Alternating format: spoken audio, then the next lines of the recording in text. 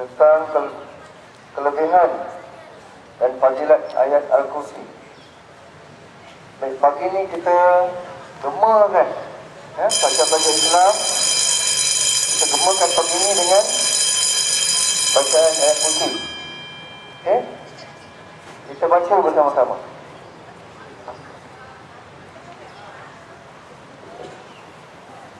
Bismillahirrahmanirrahim. Kita baca sama-sama, kuat. Bismillahirrahmanirrahim. Allahu la ilaha illa huwal hayyul qayyum. La ta'khudhuhu sinatun wa la nawm. Lahu ma fis samawati wa ma fil ardh. Man dhal ladzi yashfa'u 'indahu illa bi'idhnihi.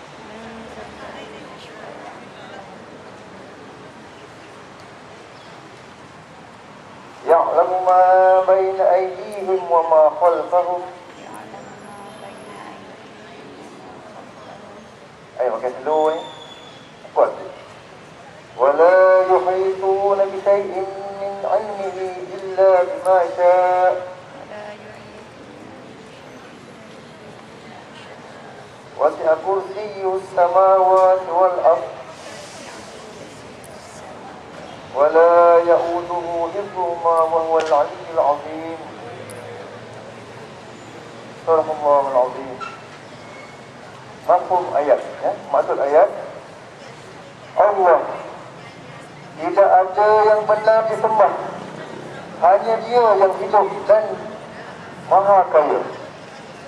Tidak pernah ditimpa mengantuk dan tidak pernah tidur. Baginya sesuatu yang ada di langit dan di bumi. Tidak ada yang boleh memberi syafaat kecuali dengan izinnya. Dia maha mengetahui segala apa yang terjadi di hadapan mereka dan di belakang mereka. Tidaklah mereka meliputi ilmunya sedikit jua kecuali yang dikehendakinya. Lebih luas kursinya dari langit dan bumi. Tidak susah baginya memelihara keduanya. Dia maha tinggi dan maha besar.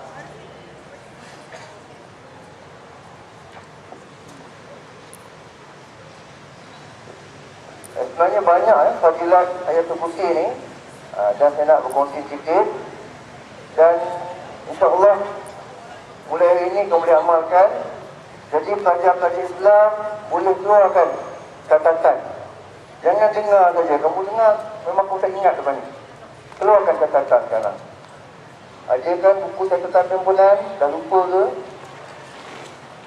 Keluarkan sekarang.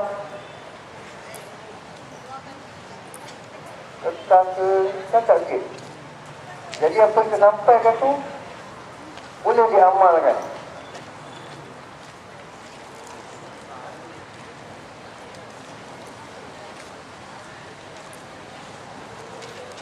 Ini ada beberapa fadilat yang saya nak sampaikan di surat catat.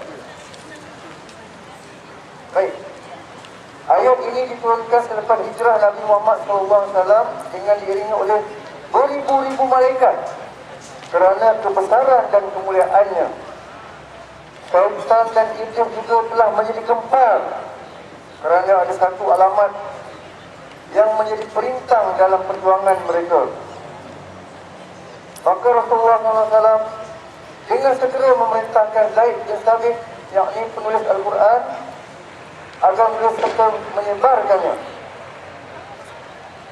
Ayat ini disebut ayat kursi kerana di dalamnya terdapat perkataan kursi, bermaksud tempat duduk yang megah, lagi yang mengikat martabat, iaitu syiar atas kebesaran Tuhan yang meliputi 7 lapis langit dan 7 lapis bumi. Dia bukannya bermaksud Tuhan duduk atas kursi, salah. Tuhan tidak bertempat.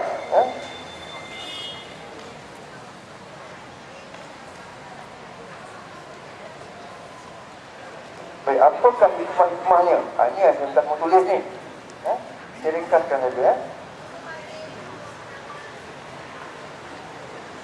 Orang yang selalu membaca ayat kursi, orang yang selalu membaca ayat kursi, dicintai dan dipelihara Allah, bagaimana dia memelihara Nabi Muhammad SAW.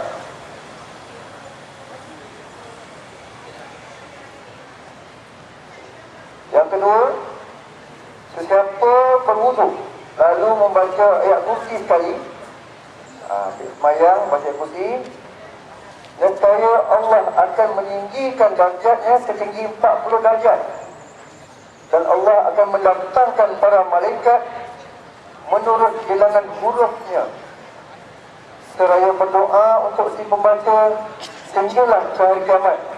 Hebat kan? Malaikat doa untuk kita. Yang ketiga, sesiapa membaca Al-Kursi sebelum keluar rumah, pakai kasut tu, baca Al-Kursi, maka Allah mengutuskan 70,000 malaikat. Ramai tu, 70,000 malaikat. Kalau boleh kat 5 orang pun ramai dah. Ni 70,000 malaikat pula tu.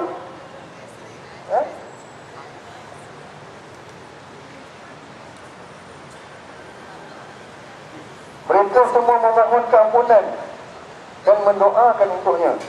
Saya doakan lagi dan minta ampun atas dosa-dosa.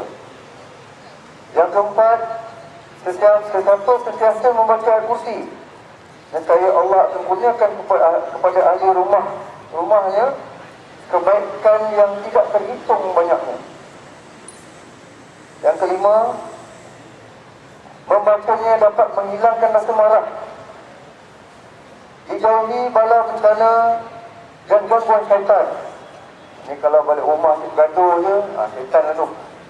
Syaitan ni memang nak mengasut, melakukan adik-beradik, melakukan kawan. Kerja syaitan lah tu.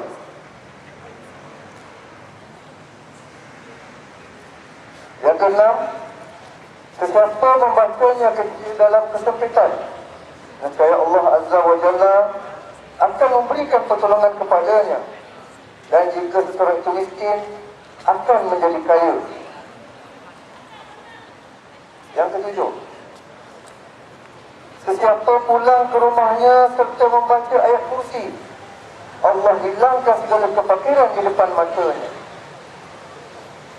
Yang ke-8, sesiapa di kalangan umatku yang membaca ayat kursi 12 kali pada pagi Jumaat, kemudian berwuduk dan solat sunat 2 rakaat, Allah memelihara daripada kejahatan syaitan dan kejahatan pembesar. Yang ke-9, sesiapa membacanya, nescaya Allah memutuskan malaikat untuk menulis kebaikannya dan menghapuskan keburukannya dari detik itu sampai esok hari. Yang ke-10, ayat kursi yang dibaca dengan penuh khusyuk, insya-Allah boleh menyebabkan syaitan dan jin terbakar. Tapi kita tak nampak lah ya.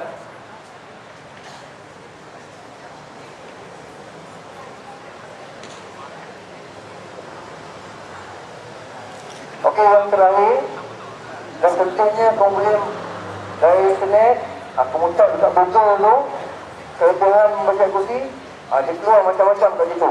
Sebab masa tak mengizinkan. Last kali, yang ke-11, sesiapa membaca ayat kursi sebanyak 170 kali, apa yang akan dapat di tengah malam atau diikuti solat hajat, insya-Allah berhasil hajatnya.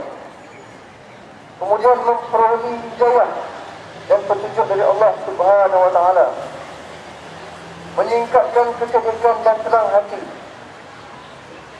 dan terlepas dari masalah dan kesukaran, serta dimudahkan rezeki dan cita-cita. Saya nak highlightkan di sini berkaitan dengan rezeki. Rezeki ni bukan yang kita makan saja. Rezeki ni banyak, ya.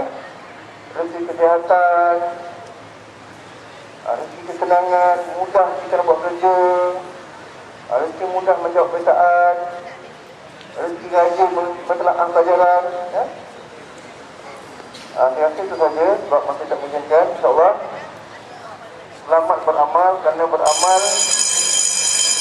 dan betulkan amat dikenal oleh Allah SWT. Assalamualaikum warahmatullahi wabarakatuh.